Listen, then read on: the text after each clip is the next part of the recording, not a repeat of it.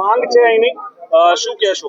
જે પ્રકારે સમગ્ર ઓઢવ વિસ્તારની અંદર ડિમોલેશનની કામગીરી કરવામાં આવી, આ ડિમોલેશનની કામગીરી એ સંપૂર્ણ રીતે ગેરકાયદેસર રીતે સુપ્રીમ કોર્ટના ચુકાદાથી ઉપર જઈને એટલે કન્ટેમ્પ્ટ ઓફ કોર્ટ કરીને કરવામાં આવી છે. એક દિવસની નોટિસ અથવા તો મૌખિક નોટિસ આ રીતે અમાનુષી રીતે કોઈ પણ પ્રકારની માનવતા ન દાખવીને ઓઢવ વિસ્તારની અંદર ડિમોલેશન કરવામાં આવ્યું.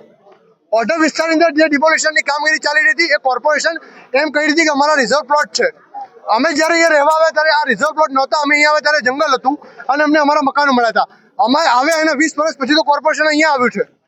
અહીંયા અમે આવ્યા ત્યારે કોર્પોરેશનનું અસ્તિત્વ જ નહોતું. અમારા આવ્યા 20 વર્ષ પછી એનું અસ્તિત્વ આવ્યું. અમારા આવ્યા પછી 20 વર્ષ પછી તમારો પ્લોટ થયો હોય તો અમે માંગણી કરી કે અમે ખરીદવા માટે તૈયાર છીએ. તમે રિઝર્વ પ્લોટ કહેતા હોય તો સરકાર જે ધારા ધોરણ મુજબ નક્કી કરે એ રિઝર્વ પ્લોટનો એક રૂપિયો આપીને અમે ખરીદવા માટે તૈયાર છીએ. આ માંગણી સાથે અમે લોકોએ રજૂઆત કરી ત્યારે ક્યાંક આ પ્લોટનો આ ભારતીય જનતા પાર્ટી ઉપર ખરાબ નજર નાખી હોય અથવા કોઈની ખરાબ નજર હોવાથી અમને લાગે છે, જે હકીકત હોય, પરંતુ અમાનુષી રીતે એક દિવસની નોટિસમાં કોઈનું પણ ઘર કાયદેસર હોય કે ગેરકાયદેસર એ તોડી ન શકાય. આ સુપ્રીમ કોર્ટની સ્પષ્ટ જજમેન્ટ છે. અમે સાચા ખોટા કોર્ટમાં સાબિત થઈશું, પણ તમે એક દિવસમાં ઘર કોઈને તોડી ન શકો. આ મુદ્દો અમે ઉઠાવ્યો ત્યારે મને ટાર્ગેટ કરવામાં આવ્યો. મને ટાર્ગેટ એટલા માટે કર્યો કે કપિલ દેસાઈ નામનો યુવાન, આ 28 વર્ષનો છોકરો આ સરકારને આંખમાંથી આંખ મિલાવી સરકારને સવાલ કેમ પૂછે? એ સરકારને ખારીકટ માટે પૂછે, શિવમ આવાસ યોજના માટે પૂછે.